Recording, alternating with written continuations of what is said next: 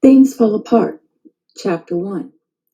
Okonkwo was well known throughout the 9 villages and even beyond. His fame rested on solid personal achievements. As a young man of 18, he had brought honor to his village by throwing Amalinze the cat.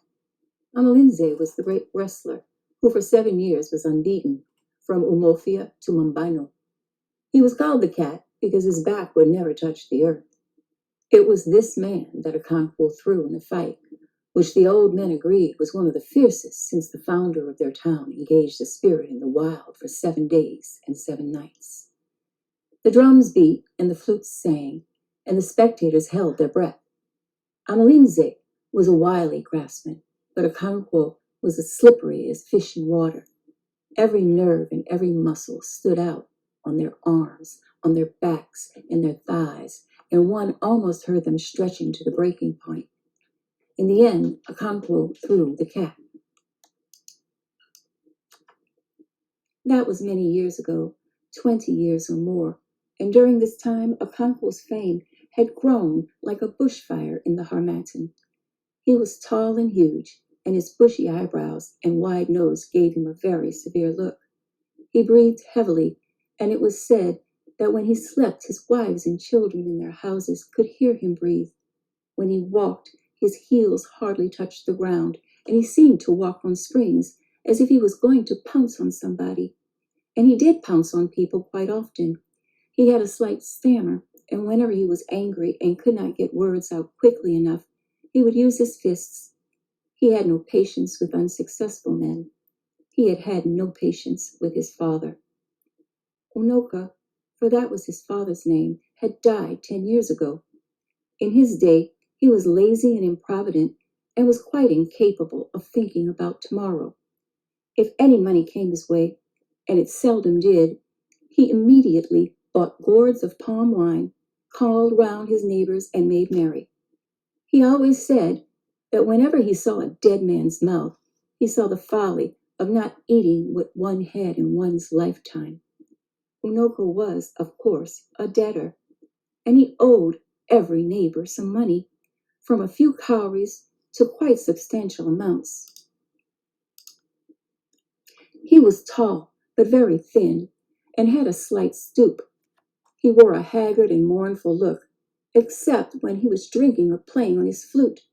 He was very good on his flute, and his happiest moments were the 2 or 3 moons after the harvest when the village musicians brought down their instruments hung above the fireplace. Unoka would play with them, his face beaming with blessedness and peace. Sometimes another village would ask Unoka's band and their dancing iwuwu to come and stay with them and teach them their tunes. He would go to such hosts for as long as 3 or 4 markets, making music and feasting.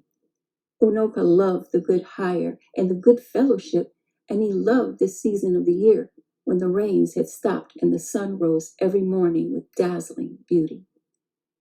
And it was not too hot either, because the cold and dry Harmattan wind was blowing down from the north. Some years the Harmattan was very severe, and dense haze hung on the atmosphere. Old men and women would sit round log fires warming their bodies. Unoka loved it all, and he loved the first kites that returned with the dry season, and the children who sang songs of welcome to them. He would remember his own childhood, how he had often wandered around looking for a kite sailing leisurely against the blue sky. As soon as he found one, he would sing with his whole being, welcoming it back from its long journey and asking if it had brought home any lengths of cloth. That was years ago, when he was young. Unoka, the grown-up, was a failure. He was poor, and his wife and children had barely enough to eat. People laughed at him because he was a loafer, and they swore never to lend him any more money because he never paid back. But Unoka was such a man that he always succeeded in borrowing more and piling up his debts. One day, a neighbor called Okoye came to see him. He was reclining in the mud bed in his hut, playing on the flute. He immediately rose and shook hands with Okoye, who then unrolled the goatskin which he carried under his arm and sat down. Unoka went into the inner room and soon entered with a small wooden disc containing a kola nut, some alligator pepper, and a lump of white chalk. I have kola, he announced when he sat down and passed the disc over to his guest. Thank you. He who brings kola brings life, but I think you ought to break it, replied Okoye, passing back the disc. No, it is for you, I think. And they argued like this for a few moments before Unoka accepted the honor of breaking the kola. Okoye, meanwhile, took the lump of chalk, drew some lines on the floor, and then painted his big toe. As he broke the kola, Unoka prayed to their ancestors for life and health, and for protection against their enemies. When they had eaten, they talked about many things, about the heavy rains, which were drowning the yams, about the next ancestral feast, about the impending war with the village of Mambino. Unoka was never happy when it came to wars. He was in fact a coward and could not bear the sight of blood. And so he changed the subject and talked about music, and his face beamed. He could hear in his mind's ear the blood-stirring and intricate rhythms of the ikwe and the udu and the ojine. And he could hear his own flute weaving in and out of them, decorating them with a colorful and plaintive tune. The total effect was gay and brisk, but if one picked out the flute as it went up and down and then broke up into short snatches, one saw that there was sorrow and grief in there. Okoye was also a musician. He played on the ojine, but he was not a failure like Unoka. He had a large barn full of yams, and he had 3 wives. And now he was going to take the Idimili title, the 3rd highest in the land. It was a very expensive ceremony, and he was gathering all his resources together. That was in fact the reason why he had come to see Unoka. He cleared his throat and began. Thank you for the kola. You may have heard of the title I intend to take shortly. Having spoken plainly so far, Okoye said the next 6 sentences in Proverbs. Among the Igbo, the art of conversation is regarded very highly, and proverbs are the palm oil with which words are eaten.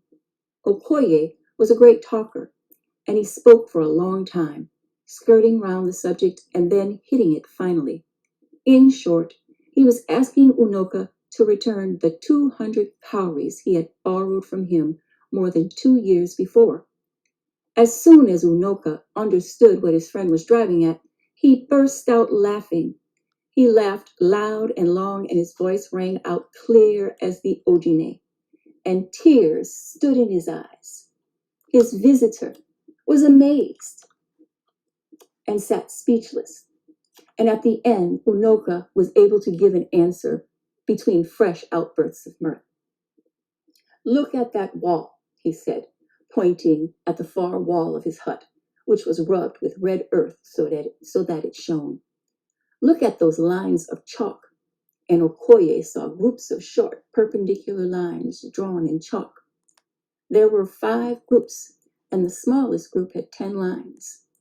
Unoka had a sense of the dramatic, and so he allowed a pause, in which he took a pinch of snuff and sneezed noisily.